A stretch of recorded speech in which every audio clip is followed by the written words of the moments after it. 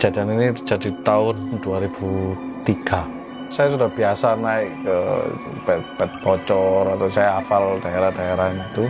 Saya coba lihat ke belakang tanpa senter itu, saya nggak bisa melihat apa-apa. Ternyata tekad itu belum cukup. Setelah itu agak menanjak, jadi saya nggak bisa mempercepat lagi. Matanya itu nggak ada. Saya menghiraukan perasaan itu. Yang sosok yang lain melihat saya seperti melotot, seperti terbang, seperti langsung ke muka saya dan seperti mendorong. Dan ketika cahaya senter saya arahkan ke arah suara itu,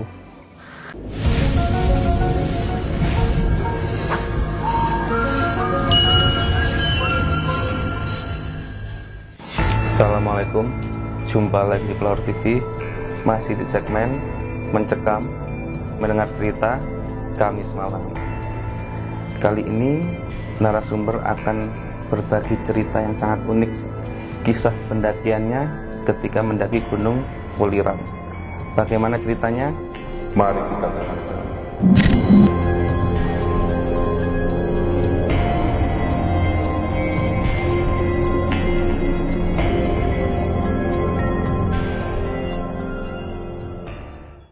Assalamualaikum warahmatullahi wabarakatuh. Perkenalkan, nama saya Agung. Saya mau menceritakan pengalaman pendakian saya ke Gunung Welirang.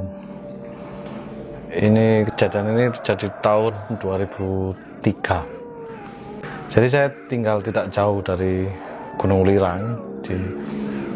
Saya tinggal di Pandaan.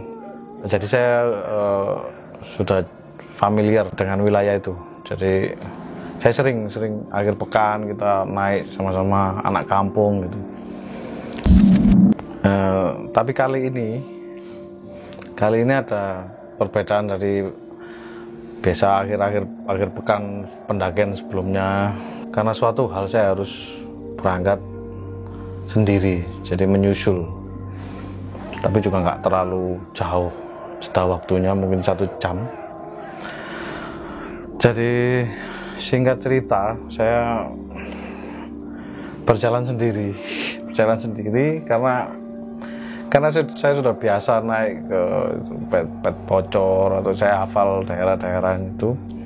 Saya mendaki ringan, saya cuma bawa senter sama air sama perlengkapan karena mereka sudah bawa semua. Jadi saya mendaki ringan. Saya berjalan agak cepat waktu itu karena saya ingin menyusul mereka kan.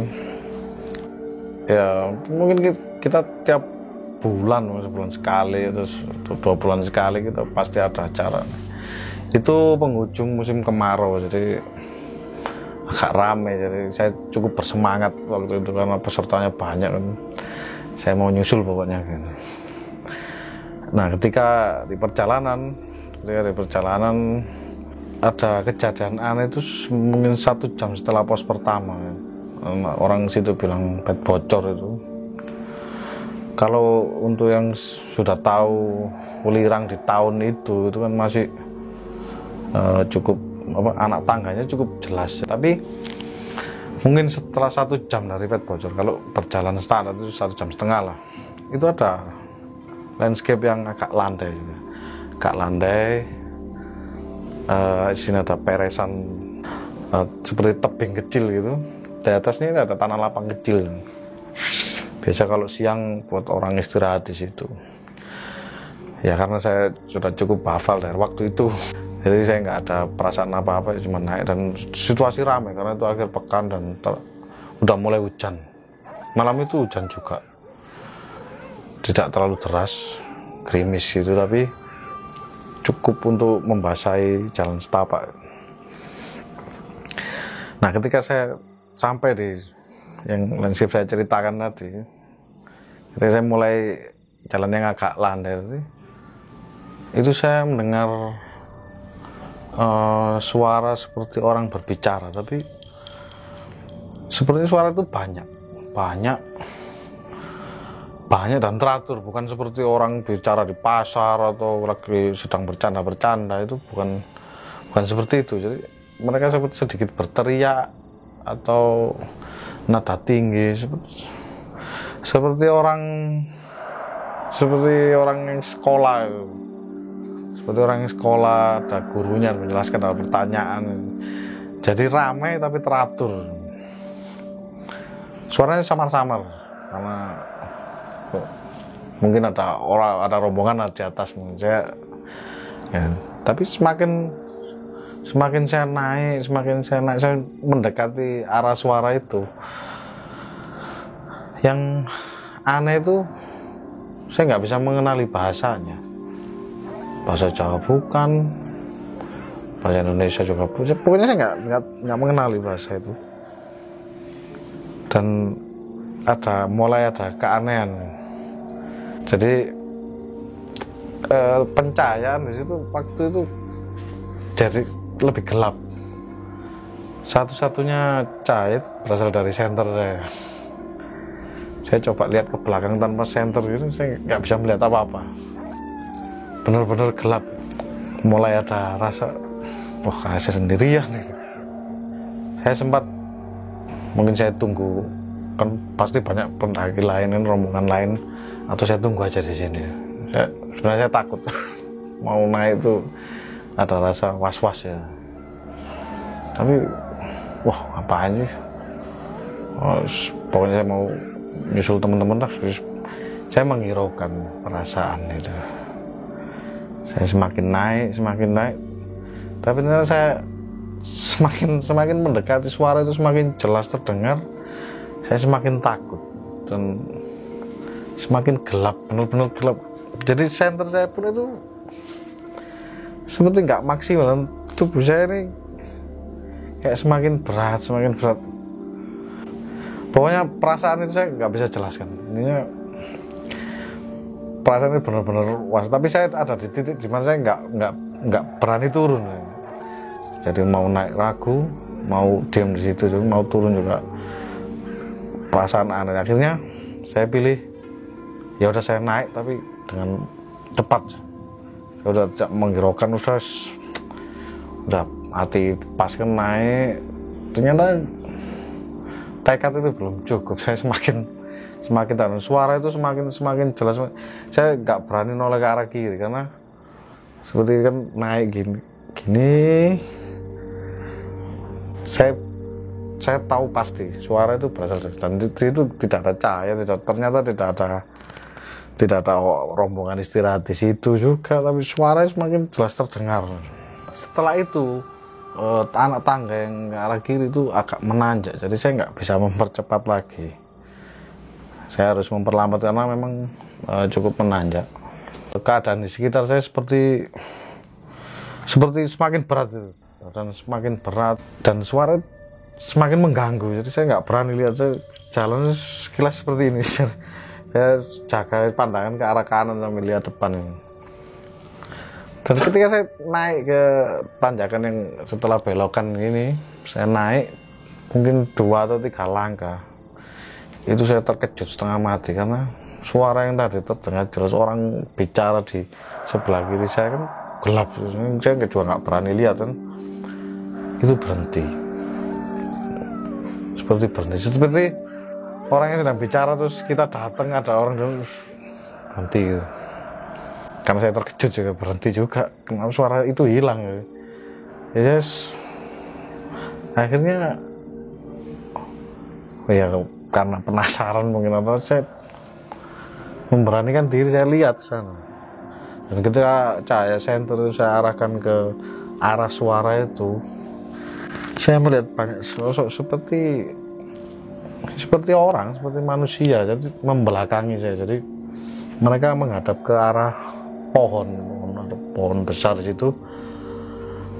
Dan ketika cahaya senter itu menyorot mereka, ada beberapa itu balik badan seperti gerakannya itu tiba-tiba ya, seperti kalau orang itu pasti kepalanya dulu yang, tapi itu sekalian badannya. Dan yang saya nggak bisa ini, saya nggak bisa lihat kaki mereka. Mereka tidak seperti terbang, cuman saya nggak bisa lihat bagian bawah dari tubuhnya. Mungkin di bawah paha ada berapa 5 atau yang melihat saya itu ada 5, tapi satu yang bikin saya merinding itu ada sosok perempuan, nggak terlalu besar, mungkin anak-anak atau ya. Jadi matanya itu nggak ada. Saya bilang matanya nggak ada itu bukan di sini datar atau, jadi kepalanya seperti cuman sampai sini, jadi ada hidung, itu langsung rambut, bukan tertutup rambut ya. Kepalanya seperti setengah lingkaran dan rata, terus ada rambut seperti pokoknya sampai sini, sampai sini itu. Dan saya nggak bisa tahu, tapi dia menghadap ke saya gitu. Jadi kejadiannya cukup cepat setelah saya sorot mereka, nggak sampai menitan, cuman selang berapa detik. Dan yang lain, yang sosok yang lain melihat saya seperti melotot gitu. Ada sosok yang laki-laki pakai baju batik, pakai sarung, pakai songkok dia melihat saya melotot. Dan yang saya ceritakan tadi, yang paling membuat saya nggak nyaman, yang paling membuat saya takut itu si perempuan ini tiba-tiba ke arah saya dengan gerakan yang cepat, seperti terbang, seperti langsung ke muka saya dan seperti mendorong. Jadi saya nggak bisa ingat dah, karena saya didorong, seperti saya didorong, akhirnya saya terlempar ke belakang. Saya jatuh gulung-gulung kena batu itu.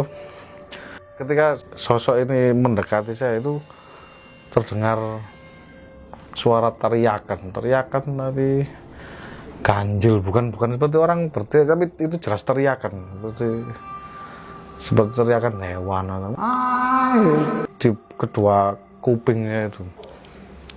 Contak, saya jatuh kan karena becek juga. Ketika saya terjatuh, saya seperti ditendang-tendang, jadi semakin bergulung saya seperti ditendang. Akhirnya sampai di ini saya merangkak dan itu seperti diinjak-injak orang, karena senter saya terlepas kan. Ini terlepas, jadi gelap itu. Saya merangkak gitu, tapi seperti ditendang-tendang, diinjak-injak. Dan saya teriakan tetap seperti kita jatuh dari motor gitu. Kan sesaat itu panik kan, nggak bisa. Jadi refleks saya cuma nutupi bagian kepala saya, terus diinjak-injak. Sambil berteriak terus. Akhirnya saya bisa ambil saya bawa 2 senter, satu kecil. Saya nyalakan senter itu, ternyata saya melihat itu yang menginjak-injak saya itu monyet, jenis monyet tapi lebih besar. Kalau orang bilang itu budeng, warnanya agak gelap dan sebesar anak kecil, berat memang. Dan suara teriakan tadi hilang mengikuti monyet-monyet. Nah, saya berdiri saya cek tubuh saya sendiri, wah lumpur basah dan banyak luka-luka. Yang paling ini sini sampai ada lecet-lecet, luka ringan lah pokoknya. Pada saya duduk itu suasananya udah berubah, seperti udah nggak gelap lagi, saya masih bisa melihat tanpa bantuan senter. Jadi ini tadi saya digangguin berarti gitu. Dan saya ketakutan sekali gitu. Saya berpikir ini saya turun aja.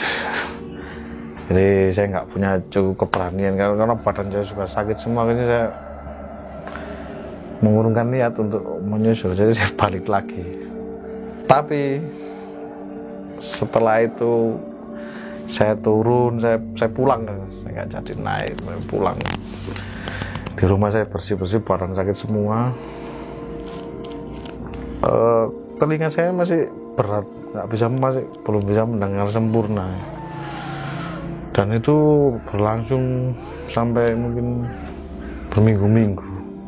Kayak ada dengungan, terus saya nggak bisa melupakan wajahnya itu yang saya lihat itu. Jadi terus teriakannya itu masih, saya nggak bisa tidur, saya nggak bisa. Saya punya perasaan kalau apapun itu tuh masih mengikuti saya untuk beberapa minggu gitu, atau mungkin cuma trauma terus nggak pernah. Jadi itu cukup shock membuat saya, dan saya nggak pernah lagi naik gunung setelah itu. Karena ya itu saya udah cerah, mungkin kapok. Maksudnya jadi ini pendakian terakhirnya? Pendakian terakhir. Saya kalau ada yang ngajak, ya banyak teman-teman yang mau ajak lah kemana naik gunung. Kalau ada kata naik gunung, saya enggak deh, makasih. Jadi itu cukup untuk membuat trauma sampai sekarang. Saya nggak pernah lagi naik gunung setelah kejadian itu. Apa yang membuat sampean yakin bahwa salah satu sosok di gunung yang sampean lihat itu mengikuti sampean buat beberapa minggu ke depan? Ya, karena setelah kejadian itu, telinga saya masih sakit dan masih berdengung untuk beberapa minggu, karena ada beberapa kejadian di kosan saya waktu itu masih kuliah. Jadi teman-teman kos itu digangguin, ada gangguan apa, mereka melihat ada sosok jalan atau, terus saya tanya ciri-cirinya apa, bagaimana sih, itu hampir sama dengan yang saya lihat di gunung itu. Jadi ya saya berasumsi ini masih mengikuti saya, tapi seiring dengan pendengaran saya balik lagi, jadi berangsur-angsur hilang semua, juga kembali seperti semula. Mungkin ada pesan dari Mas Agung dari kejadian yang pernah Anda alami? Ya, untuk teman-teman yang suka mendaki, mungkin sefamiliar apapun medan itu tetap waspada dan jangan jumawa karena berani sendiri gitu. Kalau tidak ada persiapan yang mumpuni, karena hal-hal seperti itu seringkali terjadi. Mungkin hanya itu tadi cerita yang bisa saya bagikan ke teman-teman. Assalamualaikum warahmatullahi wabarakatuh.